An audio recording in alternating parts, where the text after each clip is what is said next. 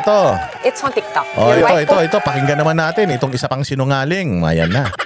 Sabi ko nga sa inyo time is the greatest truth teller. Tingnan nyo di ba? Sino mga kasi itong si General Torre, ito tungkol to kay General Torre, no. Alam naman natin na si General Torre noong ginawa niya ang kahayupan sa Kingdom of Jesus Christ compound. Alam natin na na pumaldo talaga yan. Pumaldo talaga yan, no? Hindi ka na siguro magsasampa ng kaso na pumaldo ka. Yung asawa mo mismo ang nagsabi na pumaldo ka. Alam din naman natin mga bossing dahil nga sabi nga ng mga it's safe to assume na sabi nung 18 Marines, yung ICC ay nung nagpunta rito, pinondohan din ng nito ni Zaldico, hindi ba? So si Zaldico talaga ang satanas Pinoldohan din ng mali-malitang pera. Kaya ngayon, tinrabaho si Pangulong Duterte, kinidnap papunta ng Europe. At sino ang nag-initiate ng operation diyan? Si General Torre din. So hindi tayo sure pero baka pumaldo din siya doon. Kasi nga sabi nga nung asawa niya pumaldo Sabi doon sa comment, nagamit si Sir, which is nagamit na naman talaga siya. Ginamit siya para babuyin ng Kingdom of Jesus Christ. Ginamit siya para si Pangulong Duterte kidnapin papunta sa ibang bansa. So ginamit siya. Ababantakin mo ang sagot ng asawa niya. Okay lang, pumaldo naman. Tangina demonyo yan.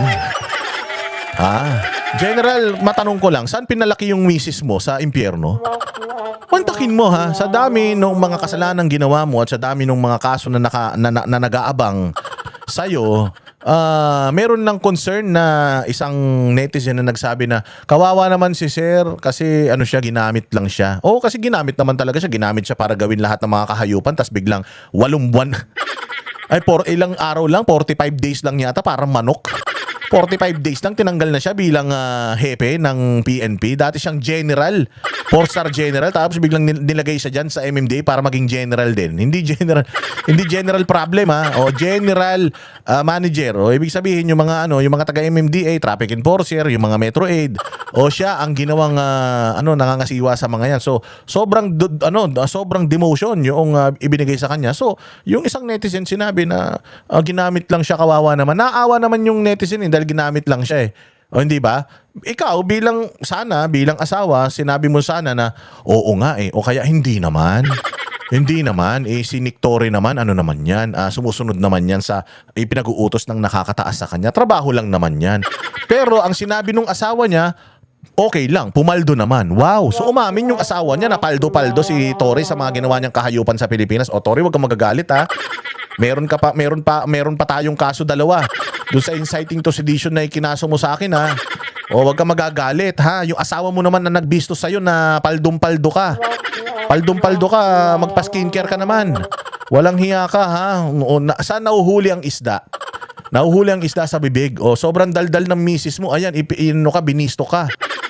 Ibinisto ka. Tingnan mo kung gaano kasinungaling ito si Torre. Instead of video of you texting, and all that virality happened in the comment section, may nagsabi na, may nag-comment lang na ginamit lang si General Torre, tapos nag-comment. Diba? Maganda naman yung comment Kasi miski ako, ang tingin ko ginamit siya. Naaawa nga ako sa kanya nun Kawawa rin naman si General Torre dahil sa pangarap niya na maging PNP chief, ginawa niya itong mga bagay na ito.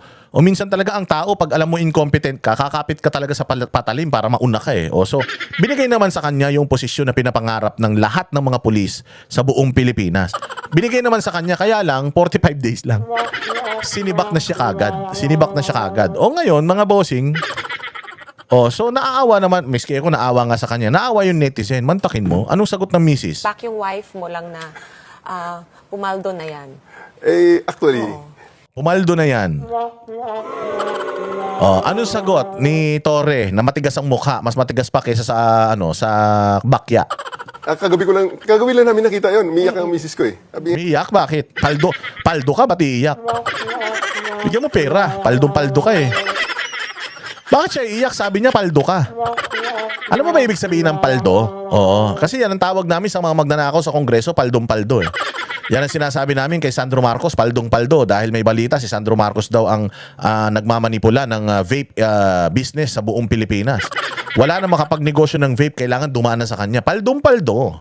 O si Bongbong, sa dami ng pera daw na ninakaw daw ha, sa flood control project, paldo. Yung mga congressman na nadeliberan ng mga mali-malitang pera, paldo. Diba? O anong tawag ng misis mo sa'yo? Paldo. Utangin na, Tore. Binisto ka ng asawa mo. Walang hiya talaga naman, oh. Kaya niya, sorry dad, ako naman ay nakikipagkulitan lamang. Okay ka rin makipagkulitan, mama. Ayos ka makipagkulitan, na paldo. So nakikipagkulitan siya sa hindi niya kilala? Sana all. Ang lupit, ha? Kung mapansin niyo, ang Facebook page ng asawa ko ay private. Natural. Private na person siya, eh.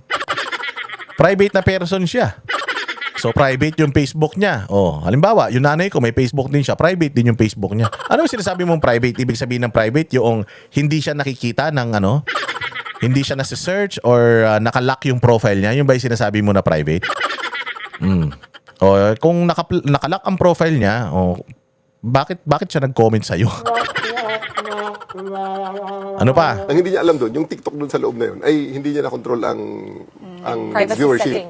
Ang privacy It's setting. public. So, It's public pala. Hindi niya alam na yung mga nagko-comment na, hindi niya nakaibigan, hindi niya nakakilala. And Tanga ba siya?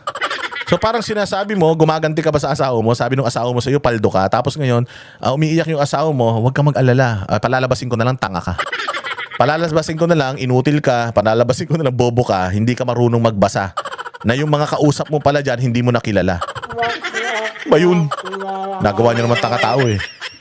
Pwede ba naman yun? Di ba? Na nakikipagkulitan ako, eh. Hindi ko napansin, hindi ko na pala kilala yung mga kakulitan ko. Sabihin mo, madam, tinamaan ka doon sa comment. Hindi naman negative yung ibig sabihin, naaawa pa nga sa mister mo, pero dahil mayabang ka, dahil mayabang kayo, paldo naman. Ano ka ngayon? Paano papaldo yan? So, ibig sabihin, marami siyang natanggap. So, confirmation ba ito na marami siyang natanggap? Na under the table nung panahon? Kasi magkano lang naman ang sweldo ng PNP, eh. Bihin natin, sweldo ng PNP, baka mga 300,000 per month, di ba? Sabihin na natin, 500,000 per month. Ang sweldo ng PNP chief. Hindi, palagay ko, hindi ganun kalaki. Magkano lang siguro, baka mga lang yan, baka siguro mga 300,000 lang per month. Wala namang 2 buwan na naging PNP chief yan.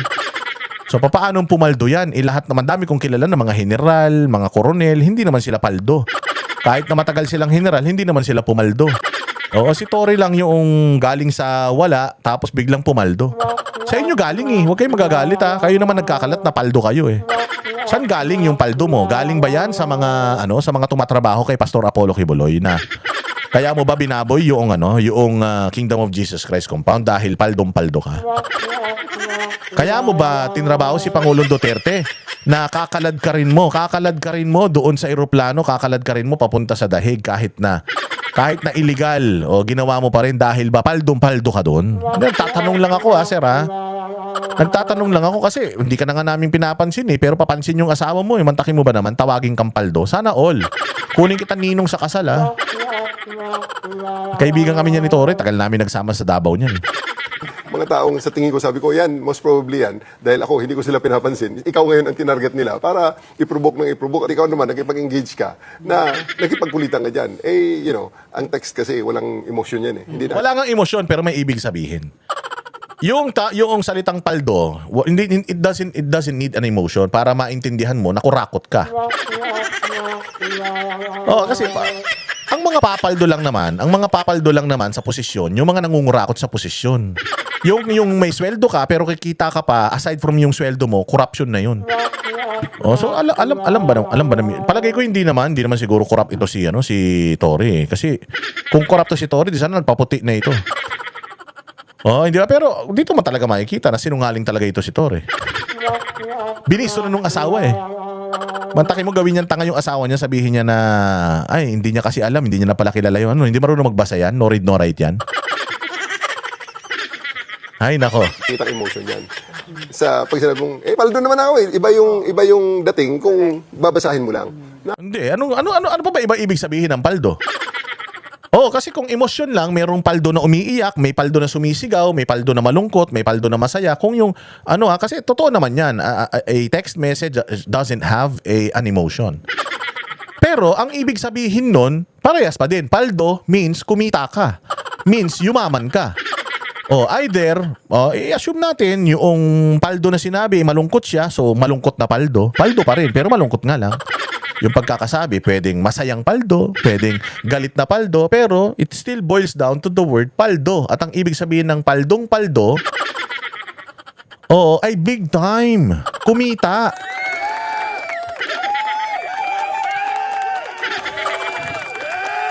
Kaya nga sabi ko, itong mga ganitong bagay, kung magsisinungaling ka rin lang, siguraduhin mo na hindi ka nagsisinungaling.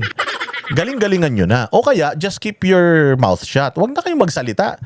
Kasi, pucha, iniinsulto ninyo yung intelligence ng mga Pilipino eh. You're insulting our intelligence. Alam naman namin kung ano yung ibig sabihin ng misis mo eh. Alam namin na napikon yung misis mo na okay lang kahit ginamit siya. Yumaman naman siya. Yumaman naman kami. Ang sarap ng kinakain namin. Ang sarap ng buhay namin ngayon dahil sa pumaldo yung mister ko. Saan galing yung pera na yan na ikinapaldo mo? Magkano lang naman ang sweldo mo? Tatanong lang ha, ba magalit ka na naman. Gusto mo mag-boxing na lang tayong dalawa para wala nang demandahan. Demanda kayong demanda eh. Ang tatapang ninyo, yayabang nyo, demanda kayo ng demanda. Nakikipagkulitan at saka yung seryoso. Kaya, lessons learned, sabi ko sa... Sabihin na nga natin, may nakikipagkulitan na paldo at seryosong paldo. It's the same thing. Paldo ka pa rin. Pumaldo ka, sir. Huwag ka nang umistyle na kunyari nagbibisikleta ka. Bibisikleta ka pero may security ka rin. Style mo bulok. Kanya, think before click. Kagabi nga, umiiyak nga na, sabi niya, ba't kasi nakikipagkulitan? Akala ko kaibigan ko. Tapos yun pala, Akala mo kaibigan mo, hindi ka marunong magbasa, ma'am. Nakikipagkulitan ka sa comment section. Kung nakipagkulitan ka, di sana sa GC. At saka, makikipagkulitan ka sa post na, sa comment na, yung comment na kawawa naman, ginamit lang. Makikipagkulitan ka sa ganung comment? Meron bang mga kaibigan mo na nagkukulitan kayo? Atas ang topic ng kulitan nyo, ginamit lang ng gobyerno, si General Torre. Sabi ko sa inyo, yung mga ganyang style, hindi makakalusot sa amin yan. Siguro sa mga bobo na mga katulad nyo, makakalusot yan, pero sa amin hindi. Pasensya ka na sir, taga-gobyerno ka pa naman. Kung pumaldo ka, nasa gobyerno ka, saan galing yung ikinapaldo mo? Di ba dapat tanungin namin yan? Pera ng taong bayan yan eh. Unless hindi pera ng taong bayan yung kinapaldo mo ha. Unless. Kung hindi pera ng taong bayan yung kinapaldo mo, hindi ba kailangan tanungin pa rin namin saan galing yung kinapaldo mo? kritiko na. So, ang personality niya is makulit. She's like fun lang. Fun. Having fun. Yes. Ano ba ang ginagawa? Ano ba ang gagawin natin sa TikTok and Facebook? Magyabang. Yun ang ginagawa. Di ba? Sa tingin mo, General Torre, nabola mo yung mga Sa tingin mo, nabola mo yung yung mga kausap mo diyan. Nabola mo sila sa tingin mo. Sige, kayo na ang bahalang humusga. So paldong-paldo si General Torre, mga bossing. Sana ay mabusog ang kanyang pamilya sa sobrang kapalduhan niya. Yan, palakpakan natin. Kami ang boses ng masa, hindi natatakot. Katotohanan lang, di kami nalulunod. Walang bahid ng sismis, lahat ay totoo. Kahit sino ka pa, pag mali ka babanatan ka. Walang pinipili kulay, wala kaming kinikilingan. Basta para sa bayan, kami lalaban. Pagdama palakpakan, pag mali banatan. Di matitinag, di matatakot, para sa bayan tuloy ang sigaw. Sa harap ng kamera, walang halong takot. Mga baluktot, lahat kayo'y tutumba. Ang hustisya at